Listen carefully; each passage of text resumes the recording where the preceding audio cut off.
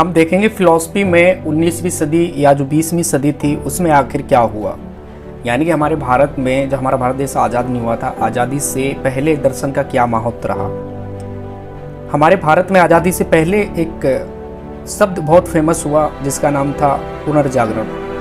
पुनर्जागरण क्या है, पुनर्जागरण को समझना चाहिए। तो बेसिकली हमारे भारत में जब ईसाई धर्म एक्टिव था, तो ईसाई धर्म जब ज़्यादा एक्टिव होने लगा तो हमारे भारत में वो लोग बोलते थे कि आप तो एक हो ही नहीं, क्योंकि आपके यहाँ जो जाति व्यवस्था है वो तो अलग अलग है, तो हम कैसे कहें कि आप एक हो।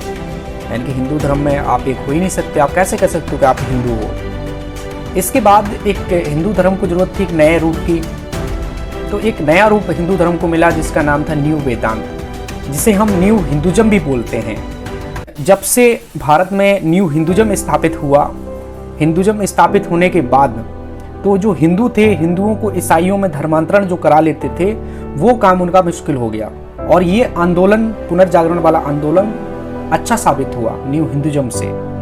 तो न्यू हिंदुज़म में जिन लोगों ने अपना योगदान दिया, उनमें जो सबसे पहले जो व्यक्ति थे उनका नाम था, ब्रह्मो समाज से जो थे, इनका नाम था राजा राम मोहन राय। आपने शायद इनका नाम सुना होगा। इन्होंने राजा राम मोहन राय ने कुछ अलग धर्म से कुछ जो विचार थे वहाँ से विमर्श किए और कुछ हिंदू धर्म से भी विचार विमर्श करे और दोनों में मिलाकर अपना सिद्धांत दिया, और जो हिंदू धर्म की जो कृतियाँ थीं उन्हें खारिज करना शुरू कर दिया।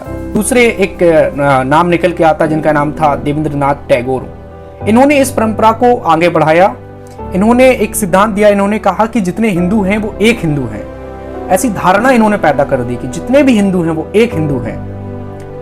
क्योंकि कोई भी व्यक्ति हो, किसी को इस वजह से अपना धर्म ना छोड़ना पड़े, कोई ऐसा कारण बने जिस वजह से उसे अपना धर्म ना छोड़ना पड़े। तो पूरा जो धर्म है हिंदू धर्म, उसको एक होने के लिए जो सबसे बड़ी जो महत्व है जिसमें दिया, उनका नाम था देवेंद्रनाथ टैगोर। इसके बाद जो सबसे बड़ा जो योगदान न्यू हिंदुज़म में जिन्होंने दिया, उनका नाम था नरेंद्रनाथ दत्त, जिन्हें आज पूरा भारत और पूरे पश्चिम के लोग भी जानते हैं। उनका दूसरा नाम है स्वामी विवेकानंद। नरेंद्रनाथ दत्त ने एक बार रामकृष्ण परमहंस के पास जाते हैं। परमहंस के पास जाने के बाद रामकृष्ण परमहंस एक्चुअली काली मंदिर के पुजारी थे। तो जब भी वहाँ जाते हैं तो ये पूछते हैं, वहाँ पे गेट बेल बजाते हैं, गेट को बजाते हैं, दरवाज़ा। तो रामकृष्ण परमहंस बोलते हैं कौन है?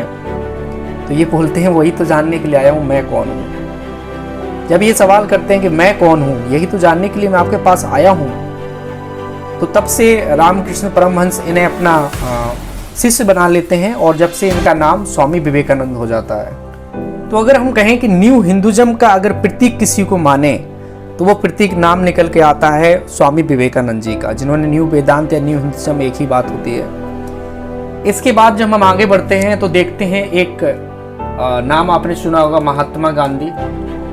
महात्मा गांधी एक दार्शनिक भी थे, क्योंकि नव वेदांत और वैष्णव वेदांत की ये समर्थक भी थे, तो इनका भी काफ़ी योगदान रहा। फिर एक व्यक्ति निकल के आते हैं जिनका नाम था डॉक्टर सर्वपल्ली राधाकृष्णन। आपने नाम सुना होगा। ये भी सेम महात्मा गांधी की तरह इनका भी कुछ योगदान था न्यू हिंदुज़म में, न्यू वेदांत में। इसके बाद एक और जो व्यक्ति निकल के आया जिनका थोड़ा सा योगदान था, थोड़ी सी इनकी बात, इनका नाम था स्वामी दयानंद सरस्वती। आपने शायद नाम सुना होगा। इन्होंने न्यू हिंदुज़म की कुछ नज़दीकी बातें कहीं, जिन्होंने अपना अलग से दर्शन दिया, उनमें से कुछ बातें न्यू हिंदुज़म की भी रखी। तो जितना भी काम न्यू वेदांत में हुआ, उस काम के ऊपर फिर दर्शन को राष्ट्रीयता मिली, यानी कि नेशनलिज्म लेवल पर इन्होंने पहुंचा दिया। क्योंकि अगर नेशनलिज्म नहीं होता, इससे पहले भारत में शंकराचार्य का इतना प्रभाव था कि इस दुनिया के जितने भी लोग हैं वो इस जगत को मिथ्या मानते थे कि दुनिया ना मिथ्या है। जब लोग इस जगत को मिथ्या मानेंगे तो फिर काम कैसे चलेगा। उस समय तो अंग्रेज थे भारत में। जब भारत में अंग्रेज थे तो फिर किस चीज़ की हमको आज़ादी की लड़ाई लड़नी है। जब हमें भी पता चले कि सब कुछ झूठ ही है, तो हम क्यों अंग्रेज के लिए लड़ाई लड़ेंगे और क्यों, किस चीज़ की मुझे आज़ादी मिलेगी। तो पहले शंकराचार्य का काफ़ी प्रभाव था, तो प्रभाव तोड़ने के लिए न्यू वेदांत अच्छा साबित हुआ।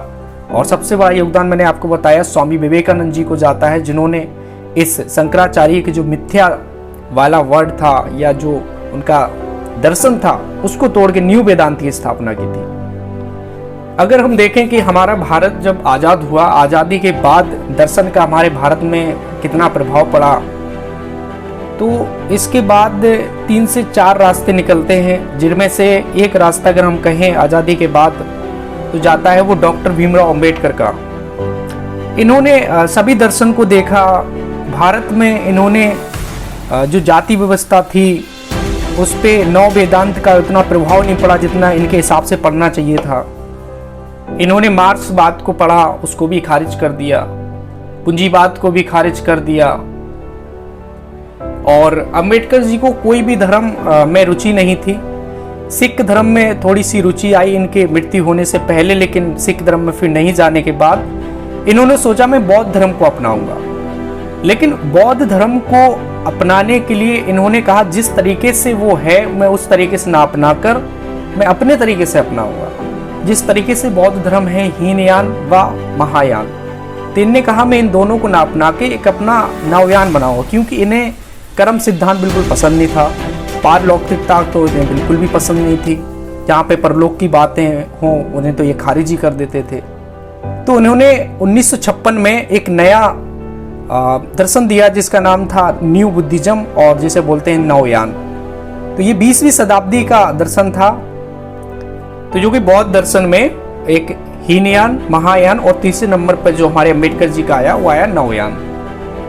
अगर हम और आगे देखते हैं तो एक व्यक्ति का नाम निकल के आता है जिनका नाम था जे कृष्णमूर्ति। इनका दक्षिण भारत में अच्छी प्रसिद्धि रही दर्शन के मामले में। इसके बाद अगर हम देखें तो सबसे इम्पोर्टेंट जो भारत में अगर हम कहें आधुनिक काल में जो व्यक्ति अपने तर्कों के स्तर पर पूरी भारतीय परंपरा के विशेष स्थान रखता है तो उस इंसान का नाम है ओशो रजनीश। ओशो रजनीश से टकराना बहुत मुश्किल का काम था। एजुकेशन के मामले में अगर मैं कहूँ तो आज भी हमारे बीच ओशो रजनीश जी नहीं है, लेकिन अगर मैं कहूँ अगर कोई भी क्वेश्चन आपके मस्तिष्क में आता है तो एक बार उस क्वेश्चन के आगे ओशो रजनीश टाइप कर देना यूट्यूब पर। जब इनका आप एजुकेशन सुनेंगे ना तो आप हिल जाओगे एक बार, और वो भी हेडफोन लगा के सुनोगे तो और हिल जाओगे। इन्होंने हर चीज पर बात की, हर चीज पर चर्चा की, दुनिया के हर प्रश्न पर इन्हें विचार करते हुए अपने तर्क दिए। चाहे वो कोई भी ग्रंथ हो, चाहे वो गीता हो, चाहे कोई वेद हो या उपनिषद हो, कबीर हो या कोई कवि हो, या जितने भी हम जिन भगवान के नाम लेते हैं उन पर भी। चाइना में इन्होंने जो ताओ धर्म है उसके संस्थापक लाओ से, उनके ऊपर एक किताब लिख डाली। इंडिया से फिर ये अमेरिका चले गए। अमेरिका में इन्होंने एक अपना शहर बसाया जिसका नाम था रजनीशपुरम। फिर वहाँ पर कुछ विवादों के कारण फिर से भारत आ गए। तो इन ओशो रजनीश का जो प्रभाव था और जो एजुकेशन था वो बहुत ही पावरफुल था। कहते हैं कि ओशो रजनीश ने अपनी लाइफ में 1 लाख किताबों पढ़ ली थी, यानी कि 1 लाख जो किताबें थी इन्होंने वो सारी पढ़ ली थी। फिलॉसफी में टीचर भी थे, अध्यापक फिलॉसफर थे, अच्छे खासे दार्शनिक थे, पहले पढ़ाते थे, इसके बाद फिर फुल से दार्शनिक हो गए अपने जीवन में। तो आधुनिक काल में अगर हम देखें तो सबसे ज्यादा प्रभाव दर्शन पे जिसने अपनी मत बनाई और पूरे पश्चिम में अपना नाम फैलाया, उनका नाम था ओशो रजनीश। तो दोस्तों यहाँ तक हमारा दर्शन आज कवर हो जाता है। तो यहाँ तक आप समझ पाए। इसके बाद दोस्तों हम एक नया वीडियो लाएंगे, तब तक के लिए finally best of luck. Thank you दोस्तों।